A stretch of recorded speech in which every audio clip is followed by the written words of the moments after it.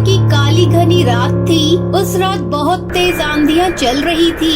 हर अमावस्या की शाम की तरह उस शाम को भी सभी जंगल वाले अपना काम जल्दी जल्दी खत्म करके अपने अपने घरों में चले गए थे और घर के दरवाजों को अच्छे से बंद कर लिया गया था। तभी वहाँ पर चूड़ी बेचने वाली भूतिया चिड़िया की आत्मा आ जाती है। मैं आ गई जंगल वालों, आज मैं फिर से अपना बदला लेकर ही जाऊंगी, किसी को भी नहीं छोड़ूंगी। चूड़ी ले लो चूड़ी, रंग बिरंगी चूड़ी, कांच की चूड़ी, सुंदर सुंदर चूड़ी और सस्ते दामों पर ले जाओ। उसकी आवाज सुनकर कोई भी पक्षी चूड़ी खरीदने नहीं आता। ये देखकर वो बोलती है, लगता है जंगल वाले जरूरत से ज्यादा ही चालाक बन गए हैं, लेकिन मुझे इन्हें कैसे न कैसे करके घर से बाहर निकालना ही होगा ताकि मैं अपना बदला ले सकूं। जिसके बाद भूतिया टूनी चिड़िया की आत्मा हरी तोता के घर के पास जाती है और उस घर का दरवाजा खटखटाने लगती है और अपनी आवाज बदलकर बोलती है, बेटा हरी, मैं तेरी बबली काकी बोल रही हूँ। मुझे सांप ने काट लिया है, दरवाजा खोल और जल्दी से किसी वैद्य को बुलाकर लेकर आ। हरी बबली काकी की आवाज सुनकर उनसे बोलता है, रुको दादी, मैं अभी दरवाजा खोलता हूँ। जिसके बाद हरी दरवाजा खोल देता है और जैसे ही वो दरवाजा खोलता है तो वो देखता है चूड़ी बेचने वाली भूतिया चिड़िया की आत्मा खड़ी है। तुम मुझे छोड़ दो, मत मारो मुझे, जाने दो। मैं मानता हूँ मैंने जो कुछ भी तुम्हारे साथ किया वो गलत था। कैसे तुझे छोड़ दूं मैं? क्या तूने मुझे छोड़ा था? नहीं ना, मैं तेरे आगे कितना रोई, गिड़गिड़ाई थी, लेकिन तूने मुझ पर तरस नहीं खाया। अब मैं ठीक उसी तरह तुझे भी मार दूंगी।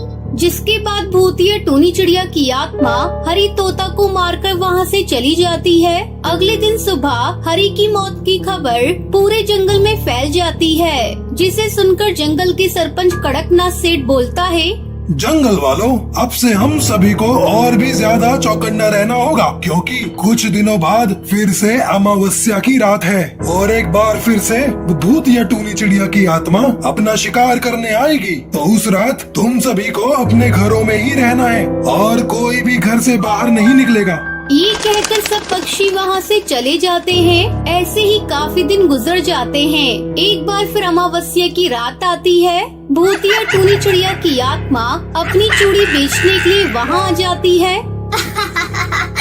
आज मैं एक बार फिर से अपने दुश्मन को मारूंगी और इसी तरह से बदला लूंगी, अपना बदला पूरा करूंगी। लेकिन ये क्या, आज भी सभी जंगल वाले मेरे आने से पहले ही अपने घरों में चले गए। लेकिन कोई बात नहीं, मैं भी भूतिया टूनी चिड़िया की आत्मा हूँ। देखो कैसे छल करके इन्हें घर से बाहर निकालती हूँ। इतना बोलकर भूतिया टूनी चिड़िया की आत्मा टुन्नू के घर का दरवाजा खटखटाने लगती है और अपनी आवाज बदलकर बोलती है, टुन्नू, जल्दी से दरवाजा खोलो, मैं जंगल का सरपंच बोल रहा हूँ। मैं तुझसे इस वक्त कुछ जरूरी बात करने आया हूँ। सरपंच जी, आप ही हो ना? रुको, मैं अभी आ रहा हूँ। जिसके बाद टुन्नू अपने घर का दरवाजा खोल देता है और सामने भूतिया टूनी चिड़िया की आत्मा खड़ी होती है।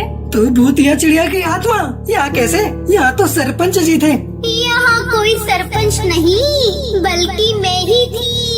मैं आवाज बदलकर तुझे बाहर बुला रही थी ताकि तू अपने घर से बाहर निकले और फिर मैं तुझे मार सकूं। मुझे छोड़ दो, मत मारो, मेरे छोटे छोटे बच्चे हैं, भगवान के लिए मुझे छोड़ दो। नहीं छोड़ूंगी, किसी को भी नहीं छोड़ूंगी। अपनी मौत का बदला मैं हर एक से लूंगी। आज तुझे मारने के बाद मेरा एक ही शिकार बचेगा। जिसके बाद चूड़ी बेचने वाली भूतिया चिड़िया की आत्मा टुन्नू को मार देती है और वहाँ से चली जाती है। अगले दिन सब पक्षी वहाँ इकट्ठा हो जाते हैं। जंगल वालों, मुझे ऐसा लग रहा है कि भूतिया टूनी चिड़िया की आत्मा सिर्फ चूड़ी बेचने वाले पक्षियों को ही मार रही है, क्योंकि आज तक जितने भी पक्षी मारे गए हैं वो सिर्फ चूड़ी बेचने का काम ही किया करते थे। इसके पीछे का सच क्या है, हमें पता करना होगा कि आखिर वो पक्षियों को क्यों मार रही है। फिर सब पक्षी तांत्रिक जिगर बाबा के पास जाकर उसे अपनी परेशानियों के बारे में बताते हैं। 2 दिन बाद अमावस्या की रात है और वो भूत या चिड़िया की आत्मा उस दिन फिर से अपने अगले शिकार के लिए आएगी और तभी मैं उसके ऊपर विभूति फेंक कर उसे अपने कब्जे में कर लूंगा। जिसके बाद सरपंच जिगर बाबा को बंटी के घर में ठहरा देता है। अगले दिन अमावस्या की रात होती है। भूतिया टूनी चिड़िया की आत्मा वहाँ पर आ जाती है। आज मेरा मतलब पूरा हो जाएगा। इतना बोलकर भूतिया चिड़िया की आत्मा बंटी कबूतर के घर पर जाती है और उसके घर का दरवाजा खटखटाने लगती है। तभी दरवाजा खुलता है और तांत्रिक बाबा बाहर निकलते हैं और उसके ऊपर विभूति डाल देते हैं। तू जंगल वालों को क्यों परेशान कर रही है और सिर्फ चूड़ी बेचने वालों को ही क्यों तू मार रही है? जल्दी बता, नहीं तो मैं इसी वक्त तुझे इस पवित्र गंगा जल से जलाकर भस्म कर दूंगा। रुको बाबा, तुम्हें सब बताती हूँ। ये किस्सा आज से कई साल पहले का है। मैं इसी जंगल में अपनी बेटी टुनटुनी के साथ रहा करती थी और चूड़ी बेचने का काम किया करती थी। मेरा चूड़ी का काम काफी अच्छा चलता था, जिससे जलकर बंटी, हरी और टुन्नू ने मिलकर मुझे मार दिया और तब से मेरी आत्मा भटक रही है। और जब तक मैं अपनी मौत का बदला ना ले लूं, मुझे शांति नहीं मिलेगी। नहीं, तू यहाँ किसी को नहीं मारेगी। वैसे भी तूने बहुत से पक्षियों को मार दिया है। तांत्रिक बाबा के बार बार समझाने पर भी भूतिया चिड़िया की आत्मा उनकी बात नहीं मानती, जिससे क्रोधित होकर बाबा उसके ऊपर पवित्र गंगा जल छिड़क देते हैं और वो वहीं जलकर भस्म हो जाती है। रात का समय था, ठंडी ठंडी हवाएं चल रही थी और उस हवाओं के साथ कुत्ते और भेड़ियों की आवाज भी आ रही थी। रामपुर जंगल के किनारे एक बड़े से खेत में गेहूं की फसल के अंदर 2 भूतिया चिड़िया की आत्मा बैठकर फसल काट रही थी। तभी सुंदरी भूतिया टूनी चिड़िया की आत्मा से बोलती है, ए टोनी, मेरे को तो बहुत ही ज्यादा प्यास लग रही है। मैं तो फसल काटते काटते थक गई। वैसे भूख मुझे भी लग रही है। ऐसा करते हैं, थोड़ी देर इंतजार करते हैं। अगर कोई पक्षी यहाँ आता है तो तुम उसका खून पीना और मैं उसका मांस खा लूंगी। इस तरह तुम अपनी प्यास बुझा लेना और मैं अपनी भूख मिटा लूंगी। फिर भूतिया टूनी चिड़िया की आत्मा और सुंदरी की आत्मा गेहूं की फसल के अंदर बैठ जाती हैं। तभी वहाँ से कड़कनाथ सेठ गाना गाते हुए अपने घर की तरफ जा रहा था। चांदनी चांदनी रात है, रात के नशे में कोई बात है। कड़कनाथ की खुशबू उन दोनों भूतिया चिड़िया की आत्मा तक पहुँच जाती है और उसकी खुशबू को सूंघकर सुंदरी बोलती है, अरे टोनी बहन, मुझे पक्षी के खून की खुशबू आ रही है। मेरी तलब बढ़ती जा रही है। जाओ, जाकर जल्दी से उस पक्षी को पकड़कर मेरे पास ले आओ।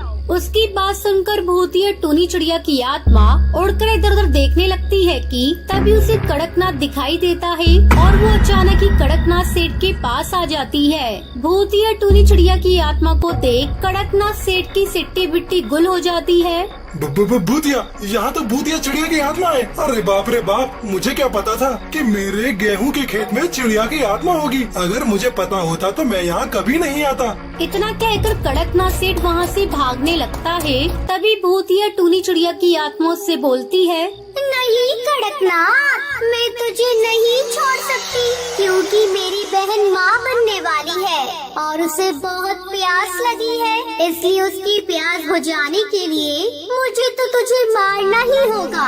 और वैसे भी तुम मुझे भूल कैसे सकते हो? मैं वही हूँ जिसको तूने अपनी फसल काटने को दी थी।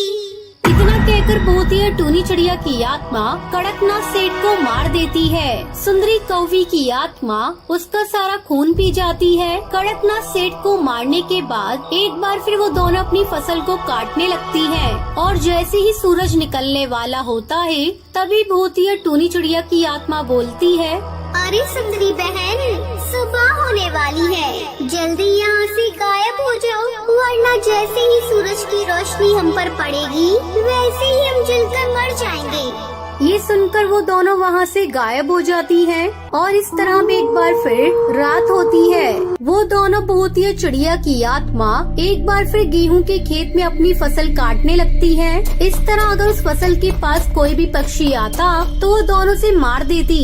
ऐसे ही एक बार की बात है, टुनटुनी चिड़िया उस गेहूं की फसल के आगे से जा रही थी। तभी भूतिया टूनी चिड़िया की आत्मा उसके सामने आ जाती है और टुनटुनी पर हमला करने जाती है। जैसे ही वो टुनटुनी पर हमला करती है, वैसे ही भूतिया टूनी चिड़िया की आत्मा को एक झटका लगता है और वो पीछे हट जाती है। तू कौन है और मैं तुझे छू क्यों नहीं पा रही हूँ? क्योंकि मैं कोई मामूली चिड़िया नहीं बल्कि एक पंडित की पत्नी हूँ। मेरे गले में जो लॉकेट है वो तुम्हें मुझसे दूर कर रहा है। मैं जानती थी कि यहाँ पर दो भूतिया चिड़िया की आत्मा है और वो पक्षियों को मार देती है। तो मुझे सच बता, आखिर तू ऐसा क्यों कर रही है? हम पक्षियों ने तेरा क्या बिगाड़ा है? आज से कुछ समय पहले की बात है, मैं और मेरी बहन सुंदरी बहुत ही गरीब थे। मेरी बहन माँ बनने वाली थी। हम दोनों अपना गुजर बसर करने के लिए दूसरों के खेतों में जाकर काम किया करते थे।